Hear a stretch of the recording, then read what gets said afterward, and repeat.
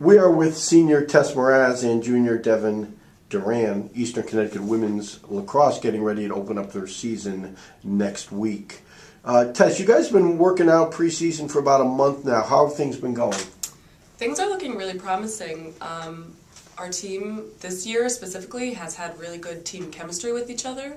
So I think that we're doing really well, like just with the whole aspect of being together, working on the field. I think it's been looking really good.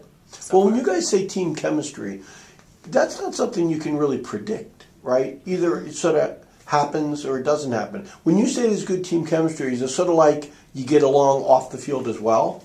Definitely, yeah. And I think that like all of us are just happy to be at practice, you know, and waking up at 7 a.m. to go lift isn't awful once you get there, you know, so like all of the stuff that we have to do to get better is just, it's fun. So we all enjoy each other's company, whether it be at Hurley or on the field, so yeah. Well, and again, that is hard to predict. When it comes to chemistry, can freshmen have an impact on whether the chemistry is good or bad, or is it more the upperclassmen? I think for sure the freshmen are a huge factor in what the chemistry is like. This year we have really great freshmen. Everyone likes each other, so that's really nice. That's it. Mm-hmm. And you don't know if that's going to happen or not. Yeah. Right? How important can chemistry be to having a successful year? I think it's vital, you know, especially knowing your players, you know, like getting to know what they want to do and understanding where they need to go, you know, that's a huge part of team chemistry also, I think. So like the more well bonded we are, the better we are on the field, because I know what Tess wants to do, you know, or they know what I want to do. So it's just like the communication level comes with communication or chemistry also. So. Well, when you guys talk about knowing what other people are doing on the field, and that comes in addition to chemistry, experience is a big part of that. Last year, you had 4 or 5 players, and Tess, you're one of them, where it was your first year as a starter. And then how different is it the next year when you come into a new season having been a key player? Doesn't that sort of change your whole mentality? Yeah, I would say so. Like, now this year, as opposed to last year, I'm really going to have to step it up a little bit more. So I think that the younger girls are going to see that they're going to have to, we're all stepping up, so they're all going to have to step up. So. Well, in talking about stepping up or about leadership, you guys, Dev, maybe talk about, in terms of having captains assigned, it's more of a leadership council. That's the first year you've done this. What is that all about, Dev? How does that work? So we have, Tess is our senior leadership council member. Okay. We have a representative from each class that is in the leadership council, and we all voted, like each class, so my junior class voted for our junior rep, and each class voted for theirs, and once or twice a week the classes meet with their leadership council member, and then the leadership council meets with coach once a week, and we talk about issues, things that we want to work on the field. It's just like a very open lane of communication to coach and from coach that's nice, so that everyone's voice can be heard. So like freshmen who might not want to speak up about something they want to work on, like a drill maybe, they get to have input because then the representative goes and talks to coach about it. So it's nice, it's different, definitely different, but I think it's good with our crew this year. Mm-hmm. I think it'll help us, and I think, yeah, I like it so far. Mm-hmm. Well, did you sort of feel that there was some leadership lacking last year? Is that maybe why the coach, I don't know, was it the coach's idea to do this, but is that why that came about, that we've got to try and do something different? I just think last year it was hard because there was only one captain. Yeah. So now it's like Devyne said, more people can have a say in whatever's going on. Mm-hmm. So I think that is definitely going to be helpful for everybody, especially because we do all work so well together. So. And you guys started that a couple weeks into preseason once the team was set itself. Yeah. Let's talk a little bit about the season. You guys have 5. Let's talk about the offense first. You guys had 5. They always talk about offense, right? No one ever talks about defense. But isn't defense the name of the game? Wins championship. Yeah, wins, exactly. good defense. But we're gonna talk to offense in a second. You guys have 5 year 7 top goal scorers back. Do you see it the same way this year, Tess, in terms of, as opposed to having maybe one person that scores 50 or 60, do you see maybe with 3 or 4 people with 20, 25, 30 goals? We have a lot of talent on our attacking line, and I think that there's definitely a bunch of girls who could have upwards of 20, 25 goals, even more. So could that be an advantage? Where the other team, and we had a girl, it was a little before you guys, Danielle Marquito, she'd score 50 or 60. When I was a freshman, she was my senior. Was she a senior? Yeah. And now, the thing was with the defense, they knew if they shut her down, they were pretty much shutting us down. Exactly. Right? Mm-hmm. So they can't really do that when you have 4 or 5 people that can score. Yeah. Yeah. So I think that's a huge advantage to have all this talent and just girls who can score goals and put it in the back of the net. Even though you have most of your goal scorers back, we did talk about this before. Meg Aramita had 38 of the team's assists last year, which was almost half. Will there be one person who will serve as the person behind the cage as the feeder? I think that there's a few people that I could see doing that. I don't think that there's going to be one specific role for a specific person to do that. I think that, like we talked about how this year the way that we play is just different. So I think that there could be a certain person to do that, but not necessarily. But Meg definitely was that person. Yes. That was the designated person. Yes. Right? Deb, let's talk about the defense. You have a couple of the starters back, you included, on low defense. And what we talked about before is your assistant coach, Rob Stone, sort of implemented, from what you guys were saying, a very, very good defense. But it sounded like last year it was so new that it was hard to really get into it. Yeah, he is great. We love him, and he is like.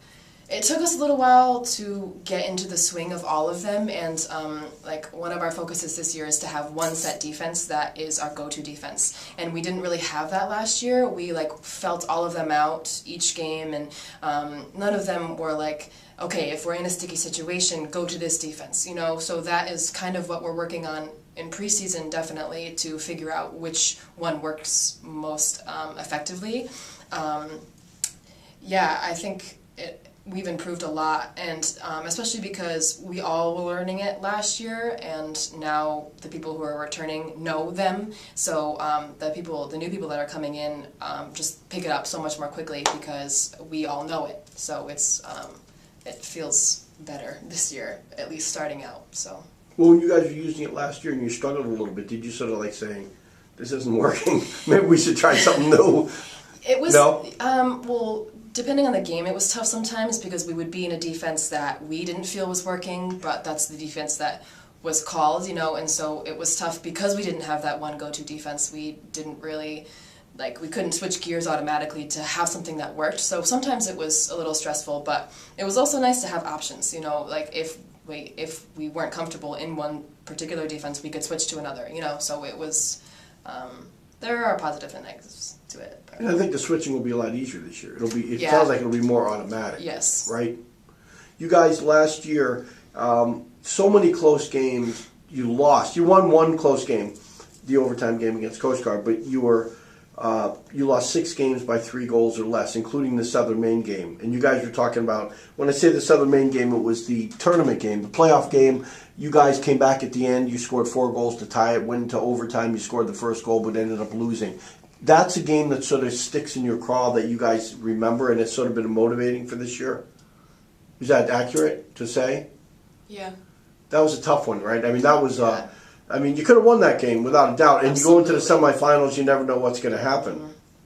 Yeah, especially being on the road, Yeah. going all the way to Yeah. Southern Yeah. Maine, you know, and that bus ride was tough coming home just because we all, I mean, at the end of the day, it was okay because we all left everything we had on the field, you know, we had nothing left to give. We did all that we could. It was just, it was up in the air for a lot of the game, you know, and there wasn't too much we could do to control the rest of it, you know.